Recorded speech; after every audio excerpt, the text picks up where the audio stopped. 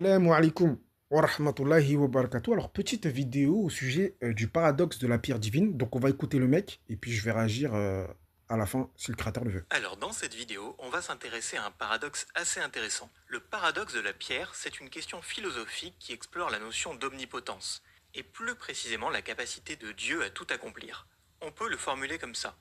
Dieu peut-il créer une pierre si lourde qu'il ne puisse pas la soulever?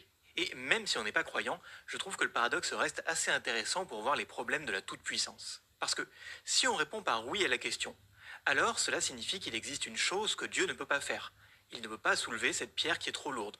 Mais d'un autre côté, si on répond non, eh bien ça signifie aussi qu'il y a quelque chose que Dieu ne peut pas faire. Il ne peut pas créer une pierre qu'il ne pourrait pas soulever. Donc dans les deux cas, il semble que Dieu ne puisse pas tout faire, ce qui est en contradiction avec l'idée de toute puissance, l'idée d'omnipotence. Alors en fait, Alors, on a compris grosso modo son argument. Alors, pour moi, son argument, c'est un sophisme.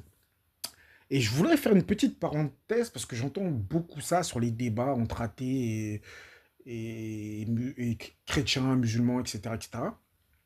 J'entends souvent, quand quelqu'un affirme qu'un argument est un sophisme, j'entends souvent des gens dire tu dois nommer le sophisme, sinon c'est un sophisme. Pour moi, ça n'a aucun sens en fait. Parce qu'un sophisme, c'est un argument qui paraît vrai, mais qui est faux. Donc en gros, t'as juste à débunker l'argument en fait. T'as juste à argumenter contre l'argument et prouver qu'il est faux. T'as pas besoin de nommer le sophisme en fait. Et je trouve que c'est un sophisme de dire qu'il faut nommer le sophisme. Pour moi, c'est une tactique pour gagner du temps. Donc la parenthèse est fermée.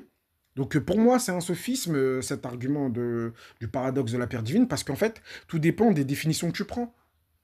Et le problème, c'est que ce paradoxe de la pierre divine vient à cause des chrétiens. À cause des chrétiens et de leur définition de l'omnipotence. Parce que pour eux, ils chantent toute la journée, Dieu il peut tout faire, gna gna gna, il peut devenir un homme, gna gna gna gna gna. Et ça part de là, en fait.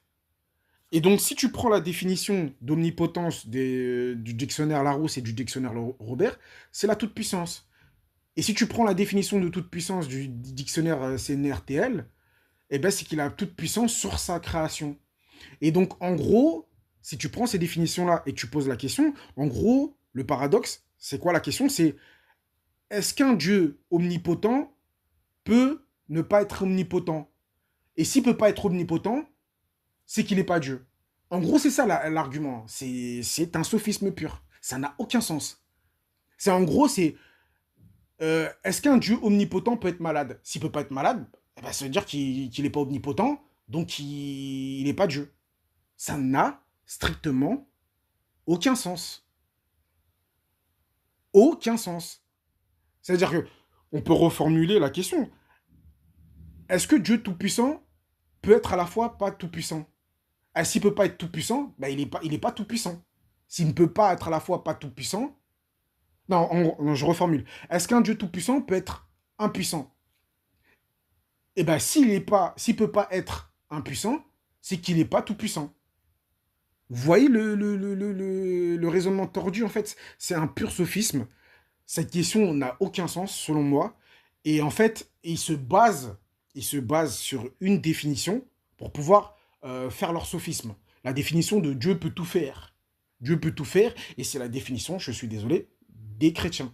Et c'est à cause des chrétiens. Les chrétiens auront fait un peu, quand même, du mal à l'humanité. Hein, avec Noël, les fêtes païennes, le dimanche sacré, etc., jour du soleil. Bref, j'en passe.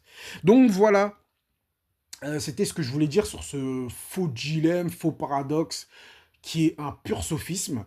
Donc à la prochaine, pour une prochaine vidéo, si le créateur le veut, bien sûr. Assalamu alaikum wa rahmatullahi wa barakatuh.